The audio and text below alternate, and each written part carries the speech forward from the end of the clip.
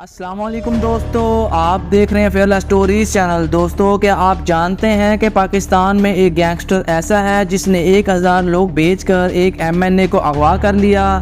اور کیا آپ کو پتہ ہے وہاڑی کے ایک گینگسٹر نے پولیس اسٹیشن میں گھس کر وہاں موجود تمام پولیس والوں کو مار دیا تھا؟ اور کیا ہوگا اگر ایک گینگسٹر ملک کے وزیر اعلیٰ کو موت کی دھمکی دینا شروع کر دے؟ دوستو، آج کی اس ویڈیو میں پاکستان کے سب سے خطرناک اور طاقتور کرمنلز کے بارے میں بتانے جا رہا ہوں۔ تو شروع کرتے ہیں۔ نمبر 1 پر ہے صداقت گجر۔ دوستو، صداقت گجر عرف کالا گجر ایک گینگسٹر تھا جس کا تعلق پنجاب کے علاقے وہاڑی سے تھا۔ یہ کہانی سن 1995 میں شروع ہوئی جب 1995 میں صداقت کے والد نے پنجاب پولیس کے ایک SP خرم کو اپنی 10 مرلہ زمین سیل کی، تو اس SP نے صداقت کے والد کو پیسے دینے کی بجائے ان پر جھوٹے مقدمات بنا کر جیل میں تشدد کر کے قتل کر دیا۔ صرف اتنا ہی نہیں بلکہ جب صداقت کا چھوٹا بھائی اپنے باپ سے ملنے کے لیے جیل میں گیا تو SP خرم نے اسے بھی قتل کر دیا۔ اپنے بھائی اور والد کا بدلہ لینے کے لیے جرم کا راستہ اختیار کیا اور 2 سال کے اندر یہ بندہ صداقت گجر سے کالا گجر بن گیا تھا۔ اس نے بدلہ لینے کے لیے SP خرم کے گھر گھس کر اسے اور اس کے بھائیوں کو قتل کر دیا تھا۔ اس خطرناک جرم کے بعد گورنمنٹ نے اس کے سر کی قیمت 50 لاکھ روپے کا انعام مقرر کر دیا۔ لیکن آپ یقین نہیں کریں گے کہ پولیس سے ڈر کر بھاگنے کی بجائے یہ بندہ اس پولیس اسٹیشن میں گھس گیا جہاں اس کے والد اور بھائی کو قتل کیا گیا تھا۔ اصل میں SP خرم کے علاوہ اس تھانے میں جو SHO اور پولیس والے موجود تھے وہ بھی اس کے باپ اور بھائی کے قاتل تھے، اس لیے ان سب سے انتقام لینے کے لیے یہ برقع پہن کر اس تھانے میں گھس گیا اور وہاں موجود SHO سمیت سارے پولیس والوں کو قتل کر دیا۔ اور عبرت کے لیے اس نے ان پولیس والوں کو قتل کرنے کے بعد ان کی ڈیڈ باڈی اس تھانے کے گیٹ کے ساتھ لٹکا دی۔ کہتے ہیں 1998 تک اس نے بہت سے پولیٹیشنز کے ساتھ مل کر بہت سے جرائم کیے لیکن کوئی اس کا کچھ نہ کر سکا۔ پھر ایک پولیس مقابلے میں اس کا انکاؤنٹر کر دیا گیا۔ نمبر 2 پر ہے چودھری نادر گجر۔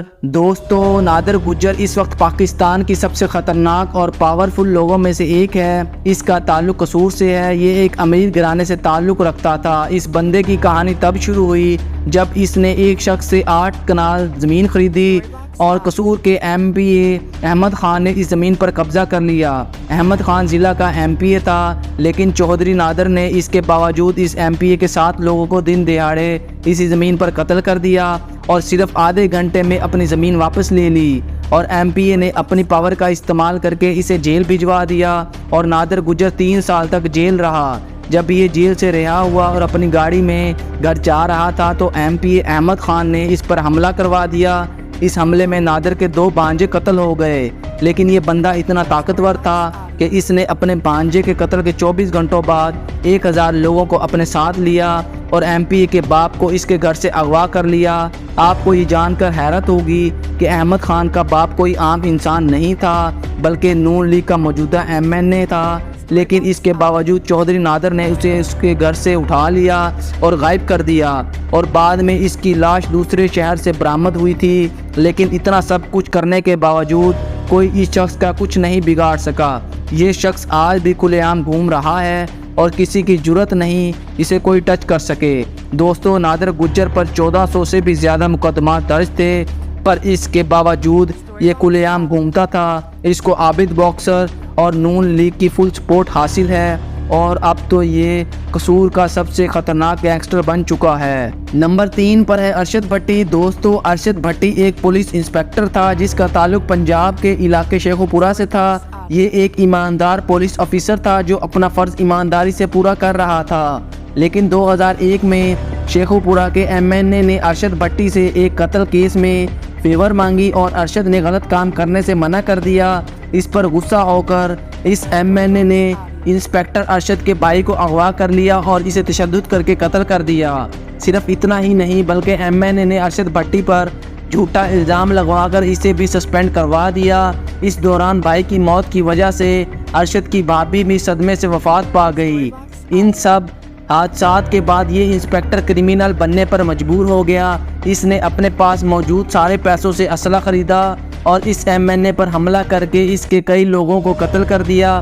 ارشد نے خطرناک مجرموں کے ساتھ مل کر اس ایم این اے کے بیٹے کو بھی اغوا کر لیا اور اسے بالکل ویسے ہی مارا جیسے اس کے بھائی کو مارا گیا تھا۔ ان سب کے دوران ارشد کو پکڑنے کے لیے کئی آپریشن کیے گئے، لیکن اس میں کئی پولیس والے اپنی جان کی بازی ہار گئے۔ آخرکار آئی جی پنجاب نے ارشد کے سر کی انعامی قیمت 2 کروڑ روپے کی رقم کا انعام رکھ دیا۔ جب یہ فرار تھا تو پنجاب گورنمنٹ نے اس کی ساری پراپرٹی کو اپنے قبضے میں لے لیا، تو اس نے اس وقت کے وزیر اعلیٰ پرویز الہی کو فون کیا اور اسے قتل کرنے کی دھمکی دی۔ یہ بندہ اس قدر خطرناک بن چکا تھا کہ گورنمنٹ بھی اس سے ڈرتی تھی۔ نمبر 4 پر ہے ماجہ جٹ۔ دوستو، ماجہ جٹ کوئی کرمینل نہیں بلکہ ایک سکول ٹیچر تھا۔ اس کے والد ملتان کے ایک زمیندار تھے۔ اس کہانی کا آغاز تب ہوا جب ماجہ جٹ کے والد نے ملتان کے ایک ایس ایچ او کو اپنی 4 ایکڑ زرعی اراضی بیچی۔ اس پولیس والے نے زمین تو خرید لی مگر پیسے ادا نہیں کیے، بلکہ اس کے والد پر فیک کیسز لگا کر اسے جیل میں ڈالا اور تشدد کر کے قتل کر دیا۔ اس ایس ایچ او نے اس قتل کا الزام بھی اس کے بیٹے یعنی ماجہ جٹ پر لگا کر اسے بھی جیل میں ڈال دیا۔ 2 سال تک جیل میں رہنے کے بعد کورٹ نے ثبوت نہ ملنے پر ماجہ جٹ کو آزاد کر دیا، لیکن اس عرصے میں ماجہ جٹ ایک سکول ٹیچر سے ایک کرمینل بن چکا تھا۔ جیل کے اندر اس نے مجرموں کے ساتھ دوستی کر لی اور باہر نکلتے ہی اس ایس ایچ او کو سرعام آن ڈیوٹی قتل کر دیا۔ اس قتل کے بعد اس ایس ایچ او کے بھائی نے پولیس کا سہارا لے کر ماجہ جٹ اور اس کے ساتھیوں پر حملہ کر دیا، لیکن جن لوگوں کے ساتھ ماجہ جٹ کی دوستی ہوئی تھی وہ کوئی عام لوگ نہیں تھے، بلکہ درجنوں پولیس آفیسرز نے ان پر حملہ کیا تو انہوں نے گرنیڈ نکال لیے اور جب پولیس والوں پر گرنیڈ مارے تو وہ وہاں سے بھاگ گئے۔ ماجہ جٹ کو پکڑنے میں 30 پولیس والوں کی موت ہو گئی۔ آئی جی پنجاب نے اس کے سر پر 70 لاکھ کا انعام رکھ دیا اور پورے ملتان میں اس کے اشتہارات لگوا دیے۔ آخرکار مخبری سے ماجہ جٹ کو گرفتار کر لیا گیا۔ دوستو، یہ تھی آج کی ویڈیو۔ آپ کو آج کی ویڈیو کیسی لگی؟ ایسی مزید ویڈیوز کے لیے میرے چینل کو سبسکرائب کریں۔